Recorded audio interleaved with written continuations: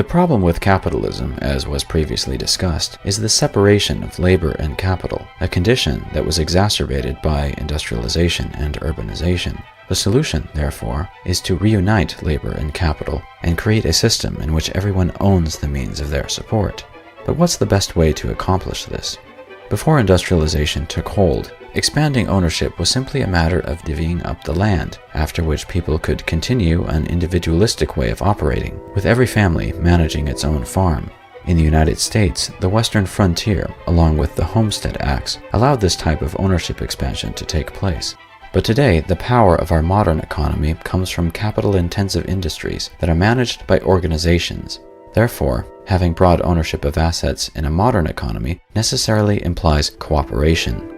Cooperation can be difficult, but since industrialization began, there have been many groups of people that have formed cooperative enterprises, businesses that are owned, managed, and capitalized by the people who work in them. Such enterprises tend to arise naturally under certain conditions. Some of the early labor unions, such as the Knights of Labor, formed cooperatives. African Americans were also involved in creating a variety of cooperative enterprises, and this activity often took place in secret. The Mormons, who settled in the deserts of Utah to escape persecution, developed more than 150 cooperatives. In the 1870s, Brigham Young directed his people to formalize and expand upon this effort, leading to a network of cooperatives called United Orders. We can also look to the maritime provinces of Canada. The people who had been suffering under difficult economic conditions held meetings, formed study groups, and organized cooperatives that helped stabilize the region's economy. Yet another example is the Emilia-Romagna region in Italy, which is home to thousands of cooperative enterprises. These enterprises employ 10% of the people and generate 30% of the region's GDP. The most frequently cited example of cooperative business is Mondragon, which formed in the Basque region of Spain during the aftermath of the Spanish Civil War. Today, this network of cooperatives employs thousands of people and generates billions in revenue. As we consider these examples that span different time periods, cultures, and geographies, we can identify some common characteristics.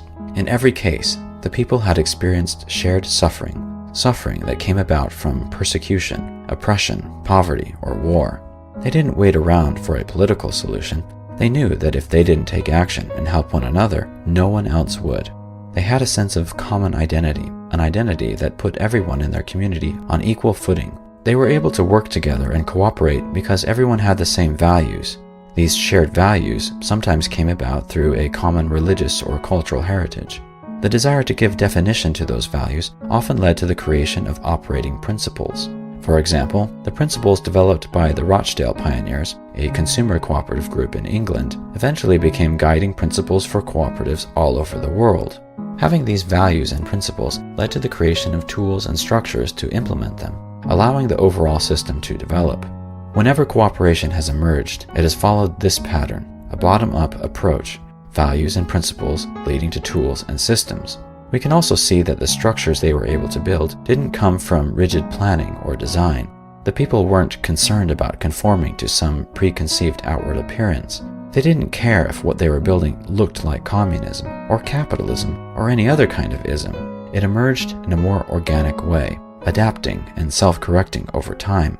They demonstrated a willingness to change, with theory and practice constantly informing one another. Because of this flexibility, no two groups were exactly the same. Some functioned like traditional joint stock companies. Others were more communal. Some developed into highly organized networks. Others into loose confederations of small businesses.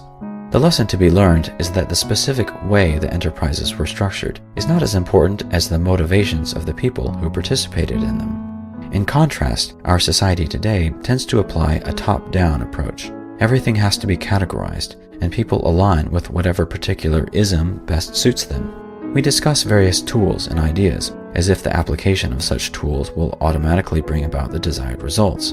We need to recognize that this mode of thinking is a result of our capitalist economy, the separation of labor and capital, which leads us to compartmentalize everything and see economics as something outside ourselves. We need to think differently and set aside the dogma of particular isms. When we think and work from the top down, we take on a passive role. For some people, this means relying too heavily on politicians and political process. This can cause us to ignore the capability we have now to achieve results on our own. Another option that people turn to when they feel powerless is grassroots mobilizing and organizing efforts. This has the appearance of being bottom-up.